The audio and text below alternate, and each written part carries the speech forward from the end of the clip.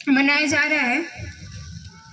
भगवान बाबा हनुमान जी को प्रणाम, महान त्यागी बाबा जिंदू जी को प्रणाम। परमात्मा भगवत प्राप्ति करता, निष्काम करुण शांति करता, परम पूज्य परमात्मा एक सेवक मंडल डिमकी नागपुर से वर्तीना भगवान बाबा हनुमान जी की कृपा से महान त्यागी बाबा जिंदू जी के आदेशानुसार आज की चर्चा बैठक हमारे कार्यकर्ता जी के निवास स्थान पर हो रही है। इस एक भगवान की चर्चा बैठक में स्वयं सृष्टि के विधाता भगवान बाबा हनुमान जी उपस्थित है, उनको मेरा प्रणाम।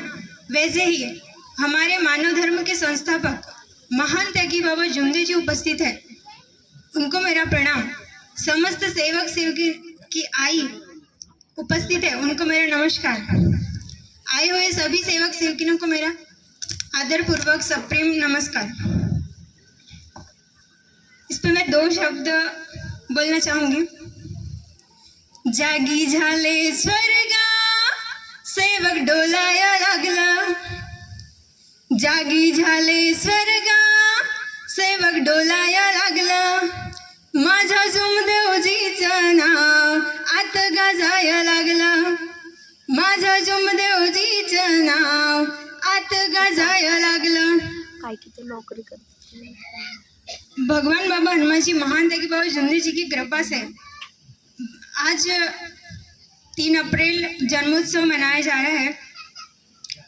भगवान बाबा हनुमान जी महान त्यागी बाबा जिंदू जी अगर हमारे बीच नहीं होते, इस धरती पे अवतार नहीं होता, तो हम सभी को नशा मुक्ति ये सब मतलब अंधश्रद्धा से मुक्त नहीं हो पाते। हम लोग किसी भी इस जगत में, इस संसार में, इस धरती में कोई भी मार्ग ऐसा नहीं है, कोई भी धर्म ऐसा नहीं है जिसमें अंधश्रद्धा से मुक्ति मिले।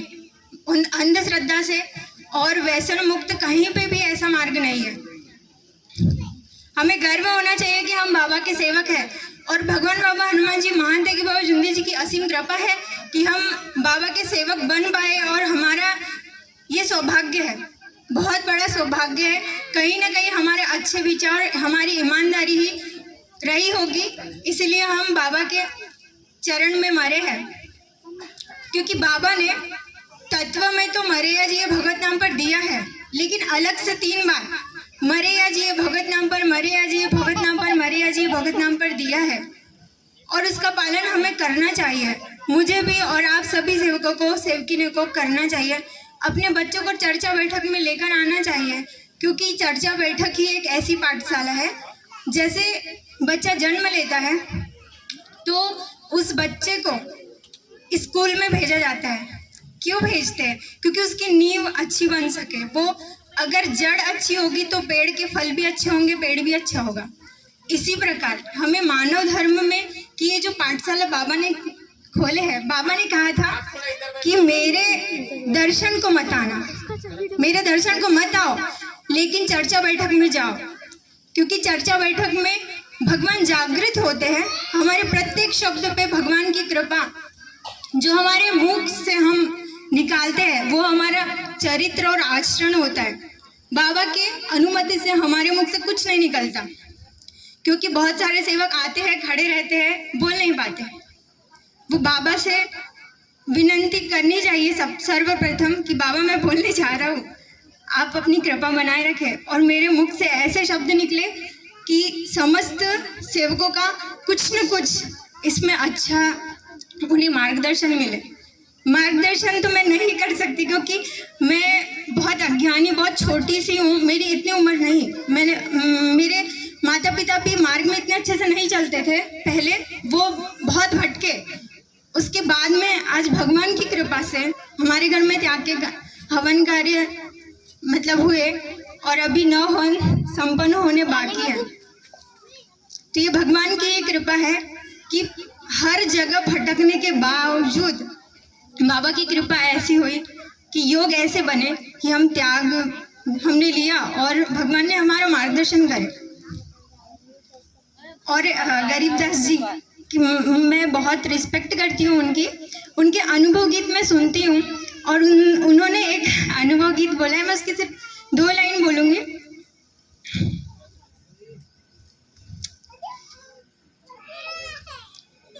बाबा का हवन कार्य में बहुत सारे मंडल के सेवक होते हैं। वो कहते हैं कि टिमकी के मतलब इसमें नहीं जाना चाहिए, उनको आदेश नहीं है शायद, ऐसा मुझे भी नहीं पता, लेकिन मुझे सुनने में मिला। लेकिन बाबा गरीबदास जी ने उस पर एक गीत बनाया था, भजन बनाया था। तो वो इस प्रकार है कि पहले दुःखी होतास भारी, आलास बाबाच्या मार्गावरी। काऊन का तुम्ही बाबाच्या मार्गामध्ये आला, बाबा बोलावले आलते का कोणातरीले? किसी को भी बाबा स्वयं बुलाने नहीं आए। हम दुखी थे इसीलिए बाबा के मार्ग में गए। बाबा बोलवाले आलते का, बाबा बोलवाले आलते का, आता सुखी झालास म्हणून सेवका अंगात आलास का, आता सुखी झालास म्हणून सेवका अंगात आलास का। पहले दुःखी होतास भारी, आलास बाबाच्या मार्गावरी। बाबा बोलवाले आलते का, बाबा बोलवाले आलते का, आता सुखी झालास म्हणून सेवका अंगात आलास का। ये बहुत बहुत मतलब मुझे तो सारे ही भजन पसंद है गरीबदास जी के, लेकिन ये मुझे अच्छा लगता है क्योंकि ये सत्य है। सत्य है कि हम दुखी होते हैं, मार्गदर्शक जी के शब्द पे हमको आराम मिलता है। हम आते हैं, पहले मर जाते हैं और फिर से जीवित होकर बाबा के ये शब्द है कि सेवक मरा तो भगवान उपस्थित रहेगा उसके साथ। सेवक जिस पल जीवित हो गया उस पल भगवान अलग हो जाएंगे उससे, क्योंकि मरे हुए इंसान को दर्द नहीं होता, तकलीफ नहीं होती। क्योंकि अगर हम मर गए तो हमें दवा ये सब इन सब चीज़ों के लिए भटकने की आवश्यकता नहीं है। भगवान के चरण में इतने सारे अनुभव है कि बड़ी से बड़ी बीमारी, लाइलाज बीमारी, कैंसर, मैं प्रत्येक दिन अनुभव सुनती हूँ। ऐसा कोई एक दिन होगा जिस पल मैं कार्य में बिजी रहती हूँ, फिर भी मैं काम करते रहती हूँ, फिर भी मैं सुनती हूँ। मेरे को अच्छा लगता है जब भी मैं कहीं से भटकती हूँ, मेरे को मार्गदर्शन की आवश्यकता होती है। मैं बाबा का अनुभव चर्चा बैठक में तो मैं नहीं आ पाती, मैं उपस्थित नहीं रह पाती, लेकिन मैं घर में यूट्यूब, फ़ोन में हम बहुत सारी चीज़ें करते हैं, लेकिन यूट्यूब में आजकल बाबा के चर्चा बैठक, बाबा की शिकवनी पे प्रत्येक दिन एक न एक अनुभव डालता है। उगम स्थान टिमकी से यूट्यूब पे बाबा के स्वयं भगवान बाबा हनुमान जी के मार्गदर्शन है, महंत की बाबू जुंदी जी के मार्गदर्शन है, उनकी आवाज़ में वीडियो भी है।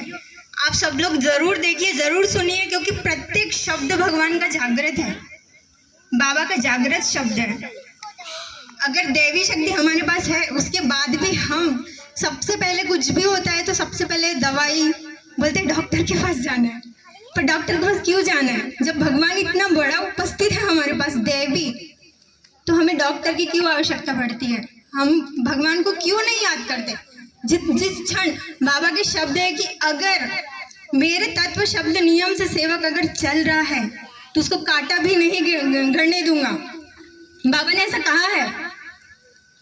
बाबा ने कहा है पेड़न पेड़ी, मतलब आज तो तुम्हारी ये वाली पीढ़ी ठीक है, उसके बाद भी, उसके बाद भी, उसके बाद भी।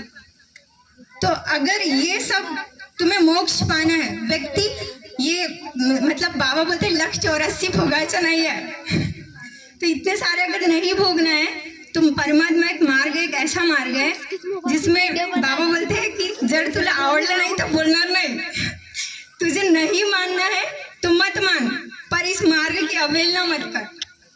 अवहेलना करा तो फिर बहुत बुरा हो जाएगा। ऐसे बहुत सारे मार्गदर्शन है, बहुत सारे। और एक मैं गीत बोलूँगी, सिर्फ एक दो शब्द ही बस।